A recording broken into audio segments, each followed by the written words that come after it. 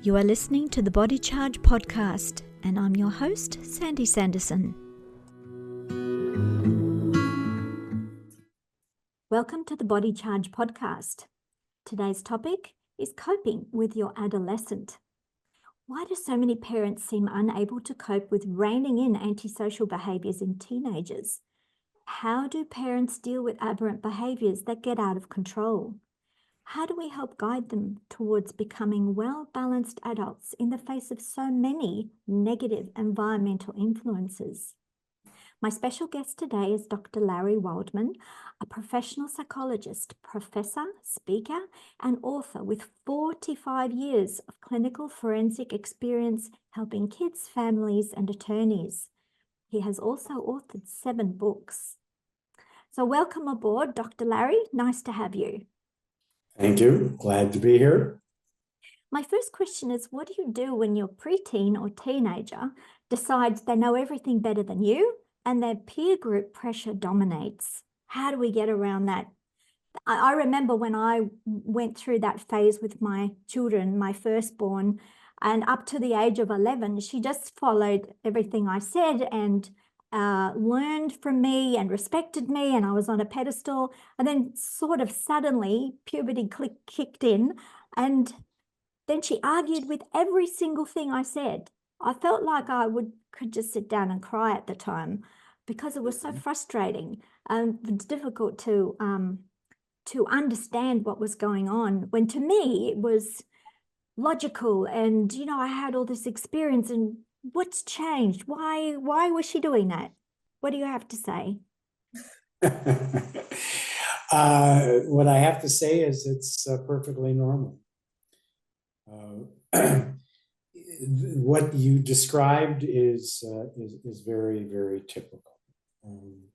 You have your kids and they're so cute and lovable, and when they're toddlers and so forth, they're so dependent on you and they look up to you and anything you say and do, and so on. And the good old days. Yes, right. The good old days, for sure. And so on. But then the hormones start to flow, and it's a different situation. If you ask almost anyone that same question that you just asked me, they will tell you that that's the way it was. They saw their parents as old and stodgy and out of date and so on. They listen to the wrong music. They don't know what they're doing, and so forth. I remember once, I have 2 sons.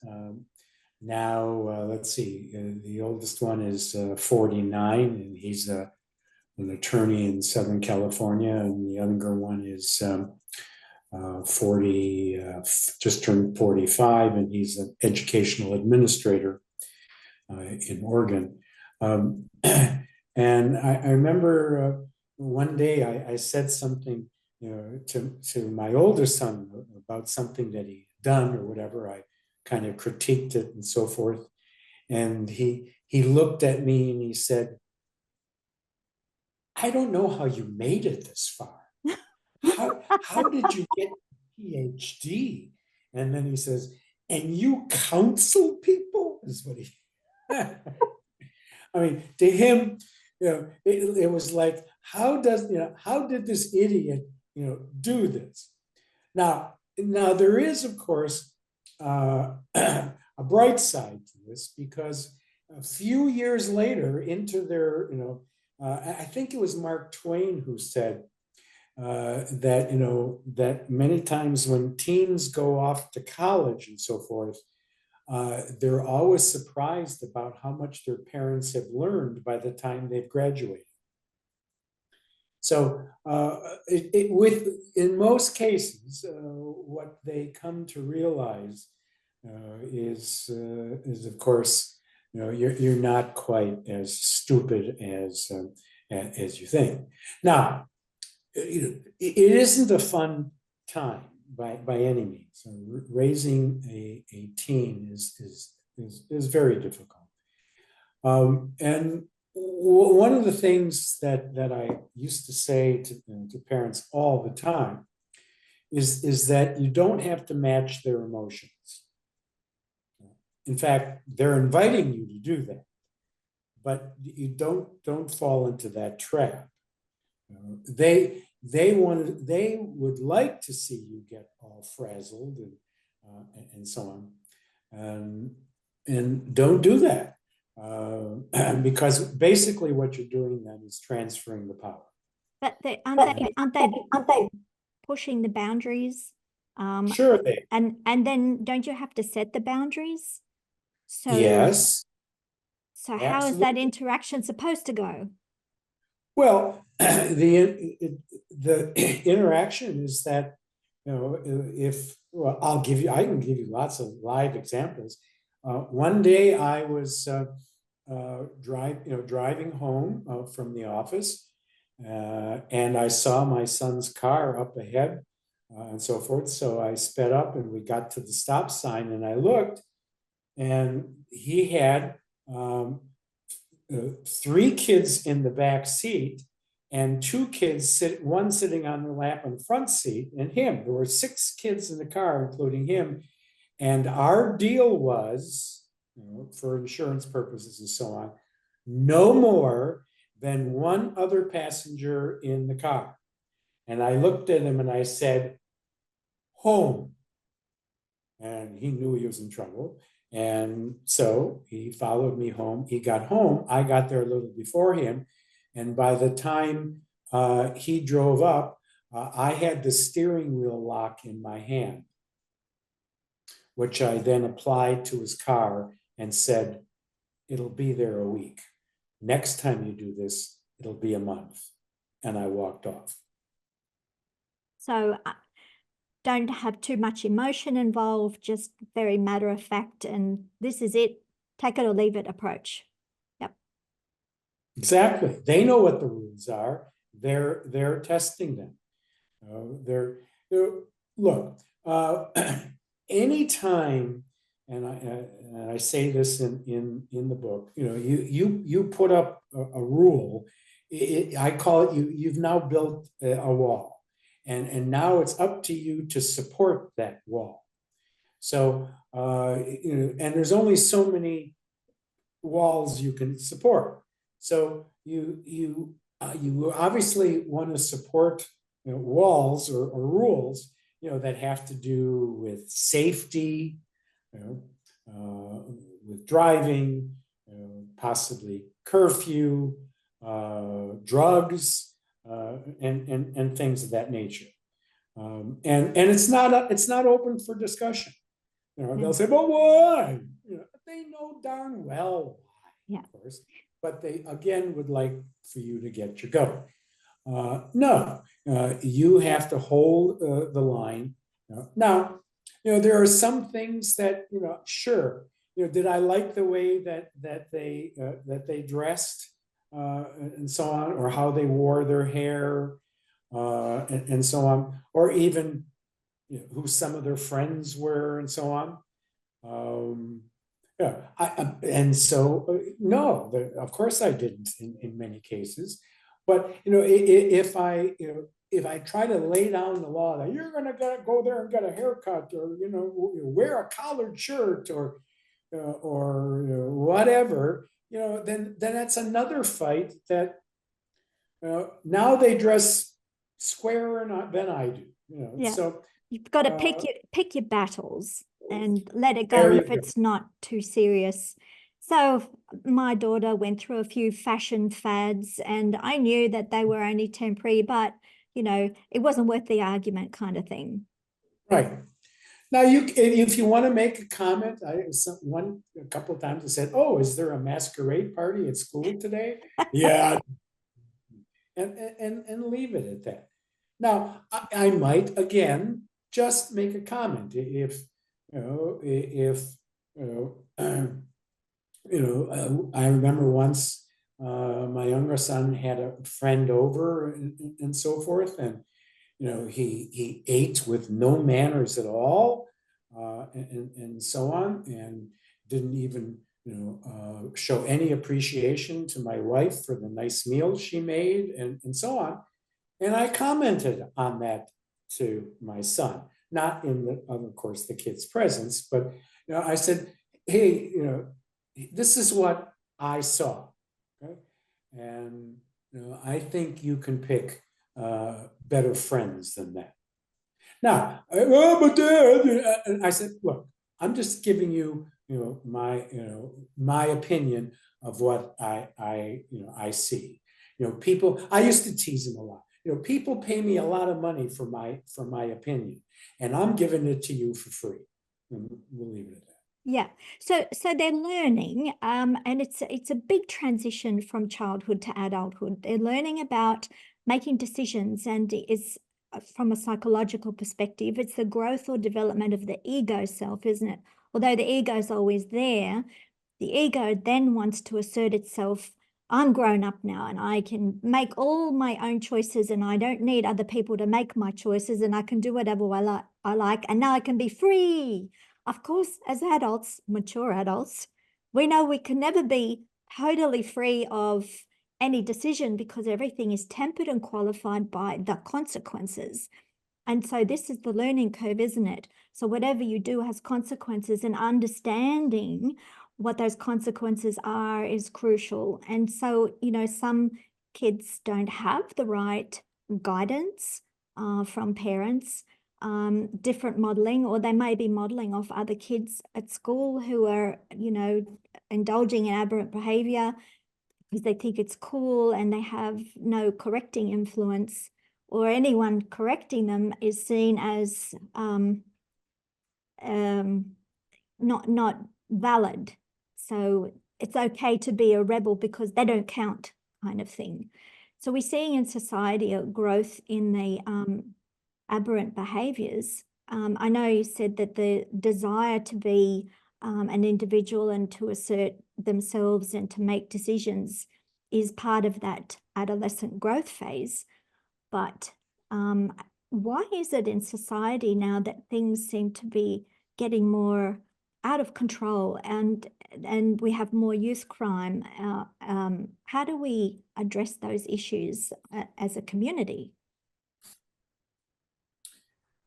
Well, first off, of course, when we're speaking about adolescence, we have to remember that they just didn't pop up and become a teen. This is at least a 13, 14-year process.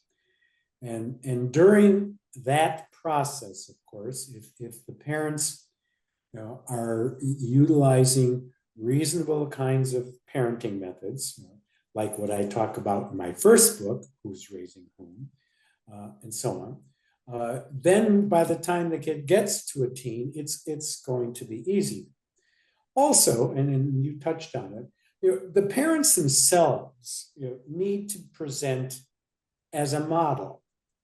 If the parents are disrespecting each other, yelling at each other, and so on, and misbehaving as well, and so forth, then what's the message?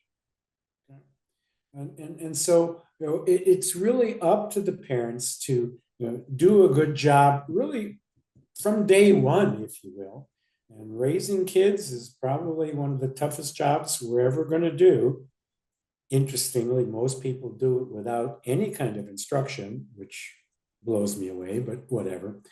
But also, you want to present as a good model. I mean, my kids saw their mom and their dad react respectfully with each other, be responsible, read, help other people, and things of that nature, solve problems and so on.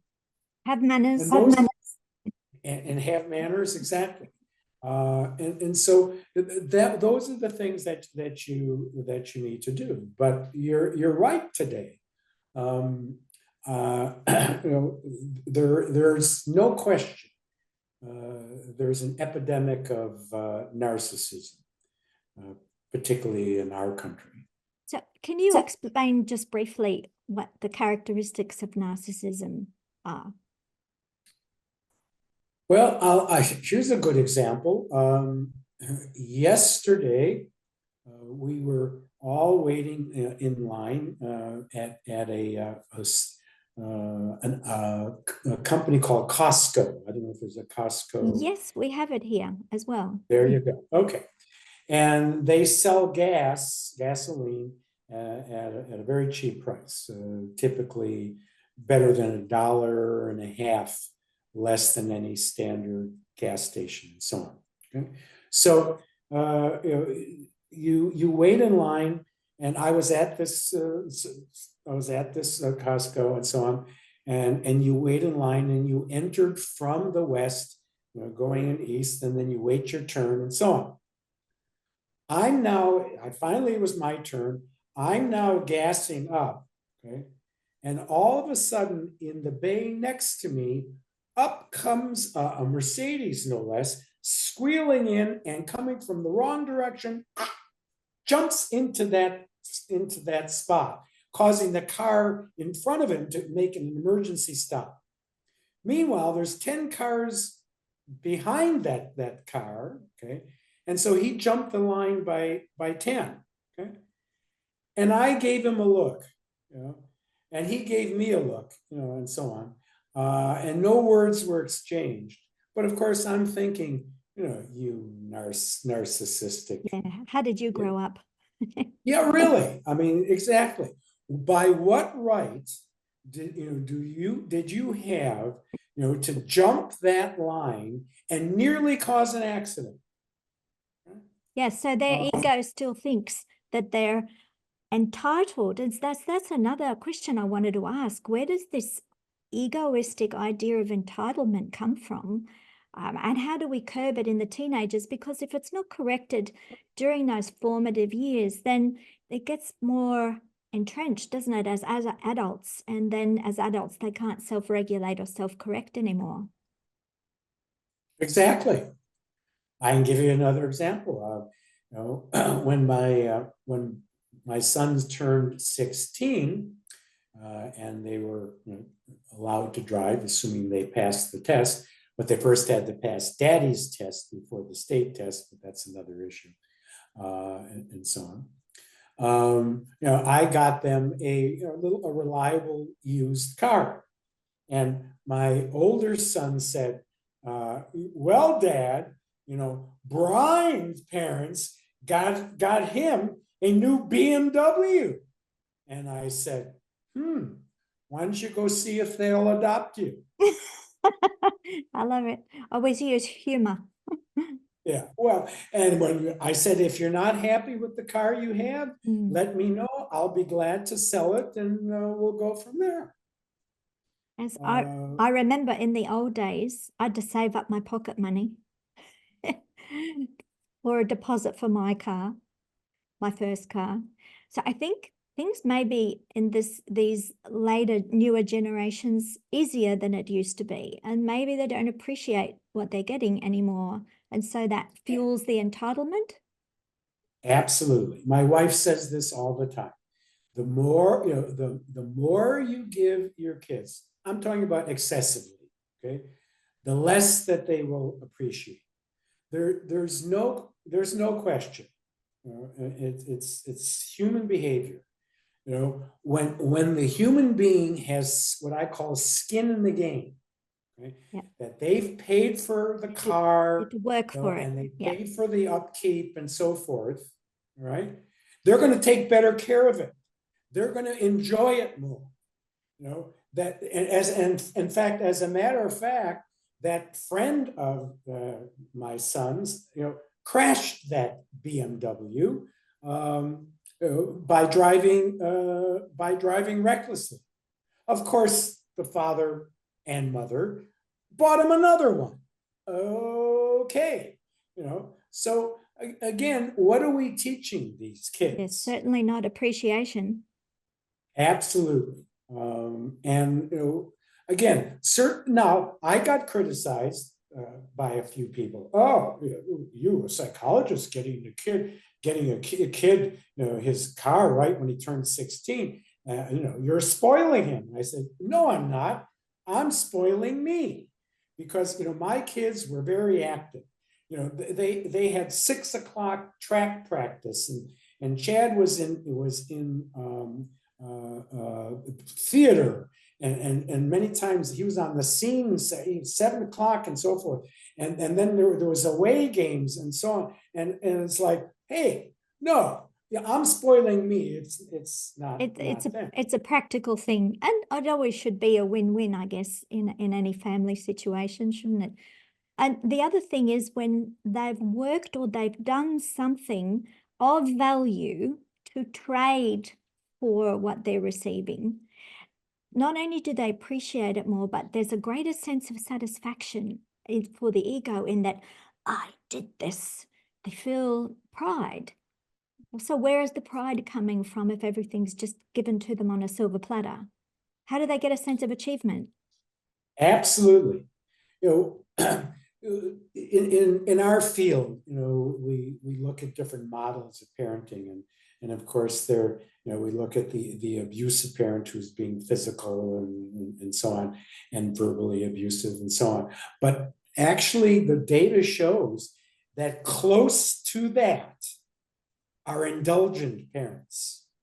That the data shows that as these kids grow up, okay, they function almost as poorly, some cases worse, than kids who have been physically or emotionally abused. Because when a parent is constantly indulging a child, doing things for them that they're capable of doing themselves, there really is a clear message. And that message is, I don't think you're capable. Yes, it's creating a disability, isn't it?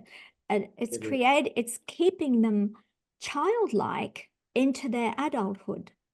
So during their teen years, they should be sort of having training wheels, learning how to be an adult and to accept the responsibilities of being an adult, and also, bearing the consequences, whatever they are. And so our role as parents is to guide and correct if necessary. And so it's good if the two parents are working together as a team. I found in my relationships that I tended to be the good guy and the father was the tough guy. And until I got a divorce from my first marriage, and I had to be a single mother for 3 years. And then it was really difficult to wear both hats, to be both father and mother was extremely challenging. And that was during my first 2 children's teen years. And so I tended to be a little bit too soft because it's my nature. When it came to putting the foot down just to say no, I found it really difficult to say no. I didn't want to upset them. I didn't, I think the way I saw it, my role as a mother was they skin their knee. Oh, I've got to put the Band-Aid on and make it feel better. And I didn't want them to feel any pain. But on the other side of the coin, they needed to fall over to learn how to ride that bike better. And, sometimes pain is part of growing up, and fixing it and dealing with it yourself teaches them the responsibility. So I take my hat off to all single parents because it's not an easy job. Absolutely. Single parenting, of course, is very, very tough. It really is a two-person job. And even then, of course, it can be a problem. The example you gave with, mom being the softie and dad being the tough guy is classic. And that's the one we typically see. And of course, the kids aren't stupid. They take advantage of it. And so they'll work against mom, or work, and then and so forth. Now then mom, relents, and now dad's angry, so now everybody's upset, and so on. So in our house, it didn't work that way. In fact, the kids learned that if they didn't like well, I'll give you one example. And so it didn't happen very much. I forget which kid it was. I think it was the younger one. He was at that point a preteen or so. And he came to me and he said, Dad, Mom said I can't watch TV, for the rest of the day because I did this. I think she's overreacting. I want you to go and talk to her. And I said, Chad, I think you should know better than to try to get me to go against Mom about one of her punishments. In fact, I resent it terribly. At this point, you're not watching TV for the entire week. Yeah. So you up the ante. I did. And guess what? He didn't come back to me and complain about Mom for the rest of his life. There you go. So that sunk in very deeply.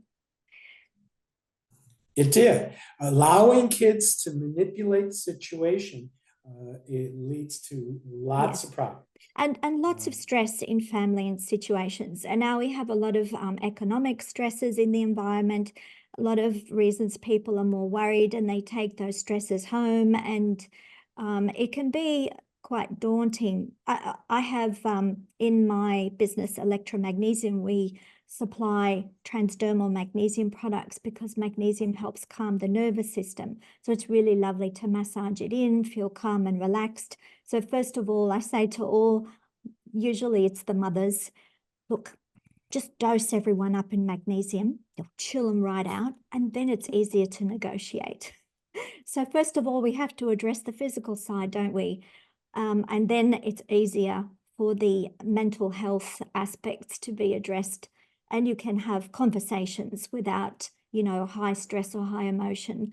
Try to avoid those times where people are very upset, and, have quiet time and come back when you're feeling better and you can talk things through. Would that be a good suggestion, do you think? Well, yes, as I said earlier in this conversation, is that we as the parents have to be the adult here, and we're setting the example. So if the kid is losing it and so forth, that doesn't mean one, we have to stay in the same room and spectate.